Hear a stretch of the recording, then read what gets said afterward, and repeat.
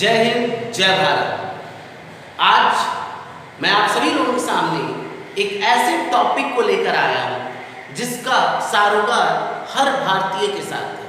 हम सभी भारतीयों को ये जानना बेहद ही जरूरी है कि आखिर वो 3 सबसे बड़े गलतियां क्या थी नेहरू की, जिसे आज भी पूरा देश झेल रहा है। नेहरू एक ऐसे प्रधानमंत्री जो कि चाचा नेहरू के नाम से भी जाने जाते हैं। 14 नवंबर हर साल उनके जन्मदिन को हम लोग चाचा नेहरू के तौर पर यानी चिल्ड्रंस डे के तौर पर मनाते हैं, बाल दिवस के तौर पर। तो इतिहासकारों ने उन्हें इस तरीके से प्रस्तुत किया, उस समय जो इतिहासकार जो थे उन्होंने इस तरीके से इन्हें प्रस्तुत किया कि ये बच्चों के लिए पूरी तरीके से अपने जीवन को समर्पण किए। क्या ये बातें सही है? क्या नेहरू की सारी जीवन बच्चों के लिए समर्पित थी, या कुछ चंद इतिहासकारों ने पैसे के लालच में अपने उल्लू को सीधा करने के लिए, अपने स्वार्थ को पूरा करने के लिए ही ऐसी बातें बताई? खैर, शासन उनका था, अब जैसा वो बतलाते वैसा हमने जाना। आइए आज लेकिन इन चीजों से पर्दा जरूर उठेगा।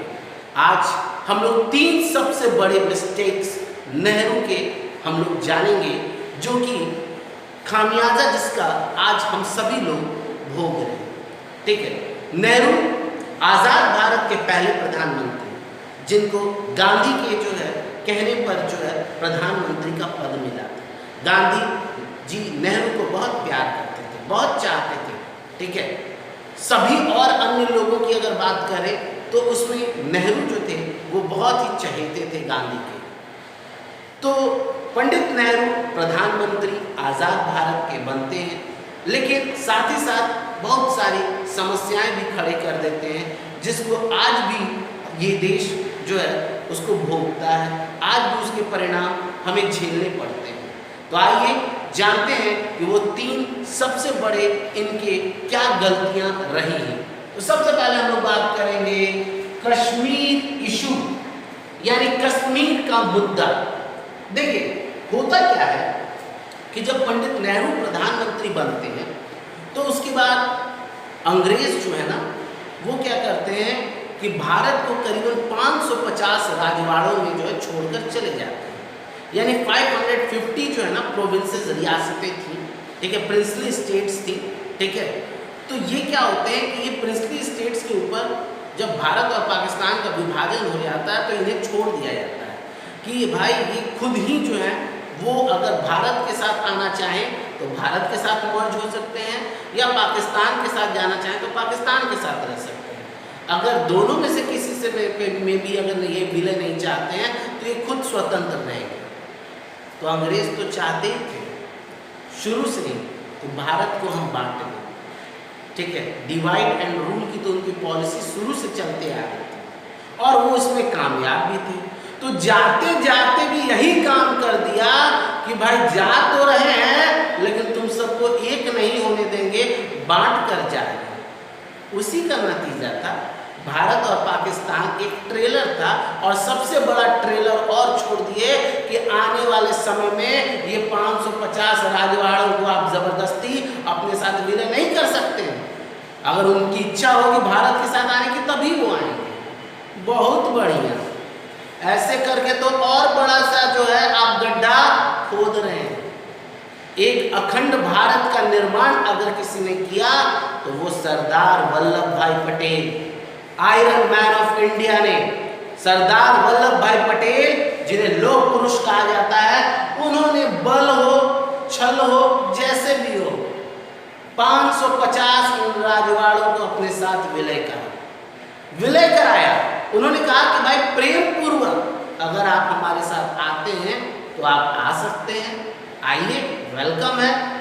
ठीक है, और अगर बलपूर्वक आना चाहते हैं तो बलपूर्वक भी हम तैयार हैं। तो पटेल ने जो है इनकी बातों को नहीं सुना।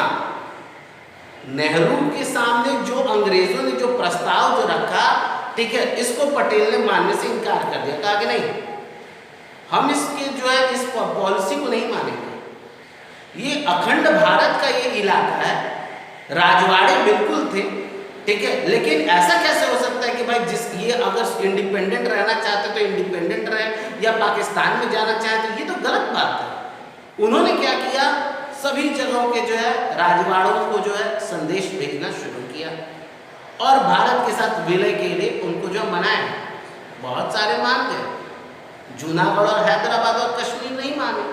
तो जूनागढ़ और हैदराबाद को पटेल ने तो देखा, कश्मीर को भी उन्होंने हैंडल करने की कोशिश की, लेकिन नेहरू जो बोले कि नहीं पटेल जी आप छोड़ दीजिए जो है जम्मू कश्मीर का इलाका, उसको हम खुद हैंडल कर लेंगे। तो नेहरू ने जिस चीज के ऊपर हाथ रख दिया वो तो भस्म ही हो गया।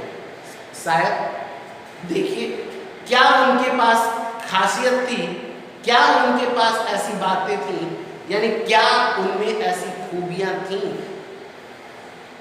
ठीक है। तो आइए जानते हैं कि वो 3 सबसे बड़े ब्लंडर मिस्टेक्स नेहरू ने क्या किया। कश्मीर इशू, नेहरू ने क्या किया, केप्ट सरदार पटेल, इन्होंने सरदार पटेल को कश्मीर इशू से अलग रखा, ठीक है, ध्यान दीजिएगा। नेहरू ने क्या किया, कश्मीर मुद्दे से सरदार पटेल को अलग रखा। दूसरी बात, he made an Gopal Swami anger को इन्होंने मंत्री बना दिया।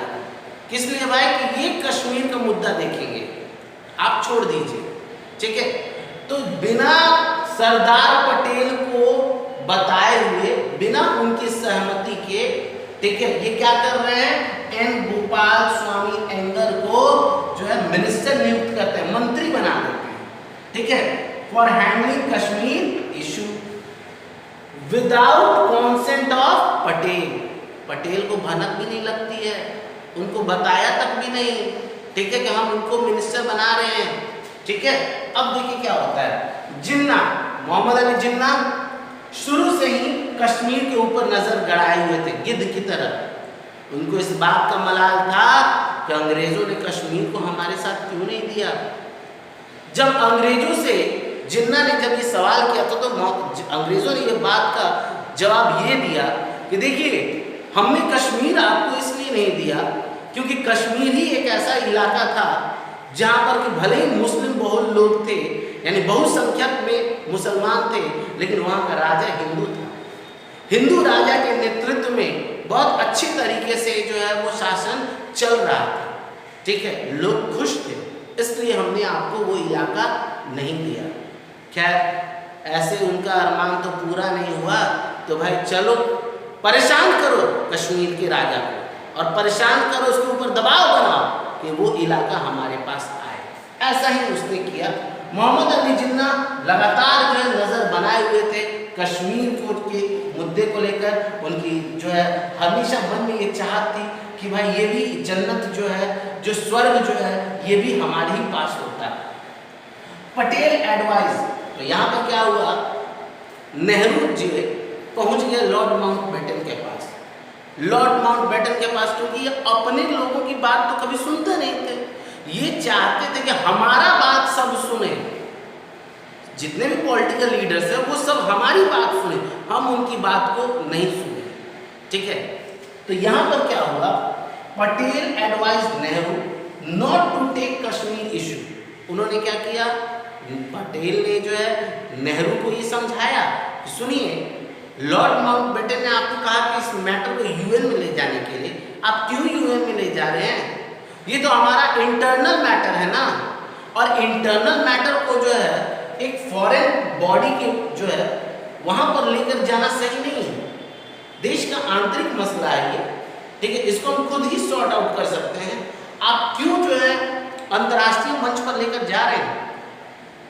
तो ये बात सामने आई पटेल की, पटेल ने उनको समझाया था, लेकिन उन्होंने पटेल की बात को नहीं मानी। वो माउंटबेटन की ही बातों को लेकर हमेशा सहमत रहते थे कि जो लॉर्ड माउंटबेटन ने कहा या जो अंग्रेजों ने कह दिया, जो ब्रिटिश किंग ने कह दिया, वही काम को करेंगे, ठीक है।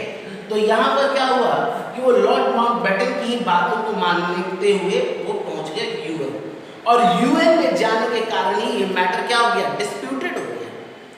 जबकि इससे पहले पटेल ने क्या किया था, पटेल जो थे वो आपको पहुंच चुके थे महाराजा हरि सिंह के पास। एक्ट ऑफ इंस्ट्रूमेंट जो है उनसे साइन हुआ कि भाई कश्मीर का जो है इलाका जो है वो भारत के ही जो है भारत के साथ ही रहेगा, ठीक है। भारत जो है वो ही क्या करेगा, कश्मीर के ऊपर शासन करेगा, ठीक है। यानी कश्मीर की सुरक्षा किसके हवाले हो गई, कश्मीर की सुरक्षा भारत के हवाले हो गई। तो महाराजा हरि सिंह को एक ने जो है पटेल को बताया कि देखिए अब्दुल्ला जो है, शेख अब्दुल्ला ये जो है वो कुछ जो है मुस्लिम लोगों के साथ, संगठनों के साथ मिलकर हमें जो है वो टॉर्चर कर रहे हैं, ठीक है। यानी कहीं ना कहीं जो है वो जो है इस जो है लालसा में थे कि वो जो है कश्मीर को जो है वो राजा बने। कौन, शेख अब्दुल्ला की ये कोशिश थी कि महाराजा हरि सिंह को हटाओ, यहाँ से भगाओ, इस हिंदू राजा को भगाओ और खुद जो है यहाँ पर शासन करें। तो यहाँ पर महाराजा हरि सिंह की जो है जान तो बचाई भारतीय सेना ने, और साथ ही साथ क्या हुआ कि यहाँ पर जो है एक्ट ऑफ इंस्ट्रूमेंट जब हो गया तो नेहरू ने क्या किया, समझिएगा नेहरू जी ने क्या किया, इन्होंने शेख अब्दुल्ला, सरदार पटेल ने क्या किया, जान तो बचाया किसका, सरदार पटेल ने हरि सिंह का तो जान बचाया, ठीक है। और साथ ही साथ शेख अब्दुल्ला और साथ ही साथ उसके जो पॉलिटिकल जो ऑर्गेनाइजेशंस जो थे, जो संगठन जो थे, जो चाहते थे कश्मीर में अस्थिरता, अशांति फैलाना, उन लोगों को क्या किया,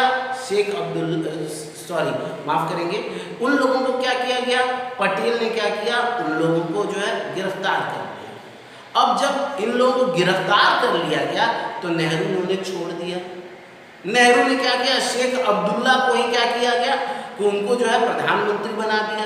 ये वही शेख अब्दुल्ला है, ठीक है। ये याद रखिए, आज उमर अब्दुल्ला जम्मू कश्मीर के जो मुख्यमंत्री थे पहले, ठीक है, तो वही अब्दुल्ला परिवार है। शेख अब्दुल्ला के पिता फारूक, शेख अब्दुल्ला के बेटे फारूक अब्दुल्ला के बेटे उमर अब्दुल्ला, ठीक है। तो ये अब्दुल्ला जो परिवार जो है, खानदान जो है, यही कश्मीर पर सियासत करते आया। खैर ये सियासत इनकी खत्म अब हो चुकी है, 370 हट चुका है, ठीक है। अब क्या होता है कि आज भी ये कश्मीर का जो इलाका जो है ये विवादित मुद्दा बना हुआ है, जबकि यूएन ने भी फैसला अपना दिया है जो कि प्लेबिसाइट कराने की मांग कराई गई है, कि प्लेबिसाइट कराया जाए, जनमत संग्रह कराया जाए।